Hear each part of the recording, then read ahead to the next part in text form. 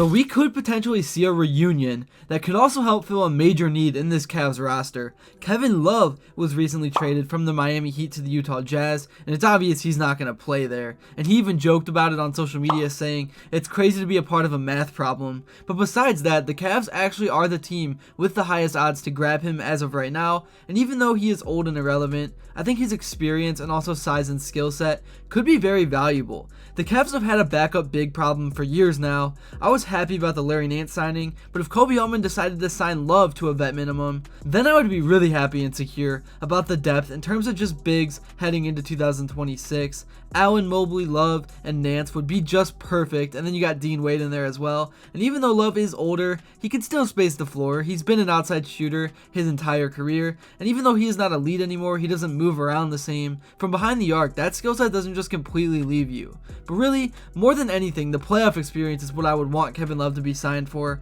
I know he kind of created beef with some of the upper management with the way he went out sad in the beginning phases of the rebuild, but I think that was mainly just from a JB Bickerstaff problem. But then we learned about all the mental health stuff, and really a lot of the older Cavs vets were crashing out. J.R. Smith was throwing soup at coaches. It was just a bad environment. But when the Cavs get to the playoffs, his leadership would be so valuable. He may not himself still have it in him to get scrappy and physical, but he could be another voice in the huddle that Jarrett Allen needs to hear. I mean, it's embarrassing how this team has just allowed themselves to get pushed around in the playoffs over the last 3 years. And we also know that Love has chemistry already with Darius Garland and a few other guys. But I mean, I know this is just dreaming, but imagine Kevin Love comes back, and then next offseason LeBron comes back, and then we would have Nance, Love, LeBron, maybe even Tristan Thompson in that last spot. That would be absolutely hilarious. It would not feel real. That would be like the old gen and the new gen on the same team, but I'm sure they could manage to get a championship out of it. But that's besides the point. This video is only about Kevin Love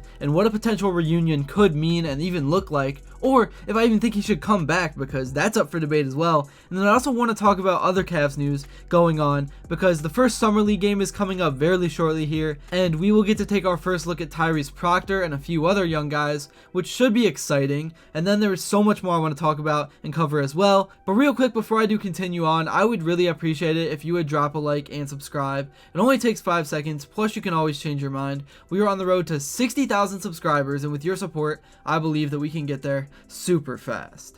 Alright, so the Cavs do have one final roster spot available. Well, I guess technically two, but not really. And the question is Kevin Love worth it? Is he how Kobe Altman in the front office wants to round out this roster? We know Love is in shape even for his age, because the Heat have crazy running and body fat tests and a bunch of random weird things. And Love was also spotted working out with LeBron the other day. There were a couple videos that came out of it. Let's take a look at some of Kevin Love's recent stats to kind of compare his production to some other players that might be available for that final spot.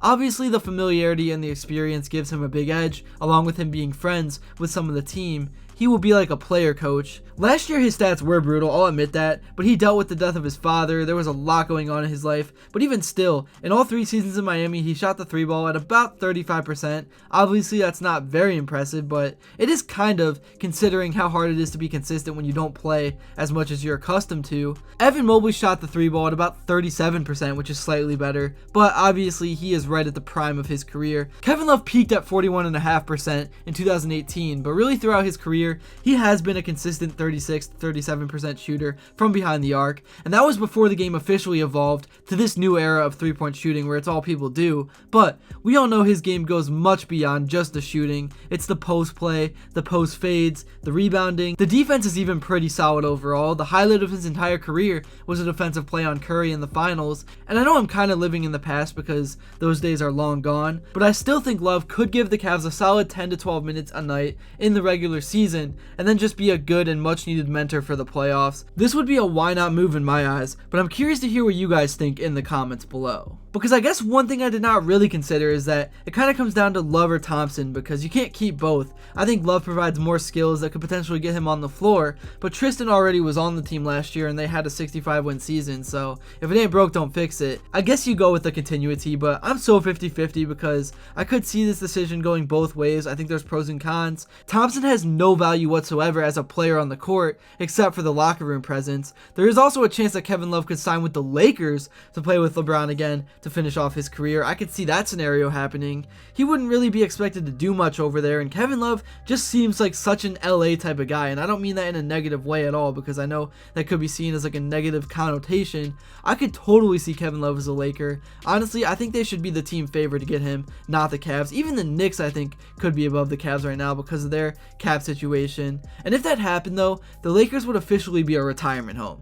You would have LeBron, Kevin Love, DeAndre Ayton, who somehow just keeps getting chance after chance. He could be a big addition to though, just because of fit. You got Alex Len, just a ton of older guys that are trying to give whatever is left in the tank before they call it quits. Yeah, the Lakers seems like a fit for K-Love, but I'm not ruling out Cleveland at all because he does want to play with a contender. He's not going to play with Utah, and in my humble opinion, especially now with all the injuries in the East, the Cavs are a real contender and the Lakers are not even close to one. It is kind of a funny time to be a Cavs fan though, because we have these rumors that are happening every day. I mean, LeBron James pulled up to the Cavs practice facility. I know he is LeBron and he can do whatever he wants, and any NBA player is allowed to go anywhere in the offseason. I think that's a rule within the NBA, but it still is funny to just see him chilling in Cleveland and Akron when Bronny is out west training for Summer League. It feels like he's hinting that something is coming. And then we have this Kevin Love stuff. I would love to see the OG squad come back home as long as the core 4 stays intact. At that point, you might as well hit up JR, get him back from the golf course, maybe hit up Delly, and just bring everyone back to add to the core 4. Nah, I'm just kidding. I can't go there. This is just the 13-year-old kid side of me coming out. But yeah, it's going to be real interesting to see how everything plays out over the next year or so.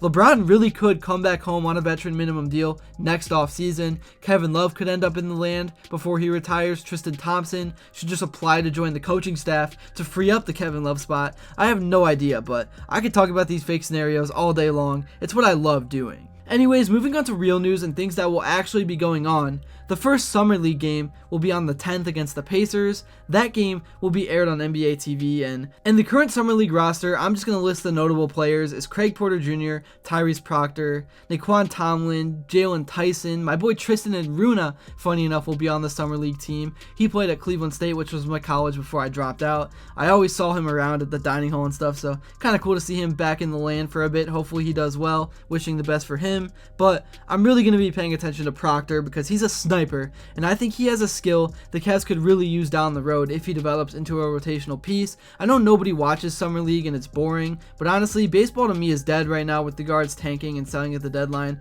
I know they just beat the Astros twice in a row. There's no football yet outside of training camp that will start in late July. I'm probably going to somehow end up watching these games, and if any of you guys are also nerds out there like me, feel free to DM me on Instagram and I'll do my best to go back and forth because I love to talk hoops. But yeah, that's really all I got to say for this video. Thank you all so much if you made it to this point. And if you enjoyed and haven't yet, please be sure to drop a like and subscribe because your support truly does mean the world. And also let me know what you would like to see next. And until then, I will see you all later.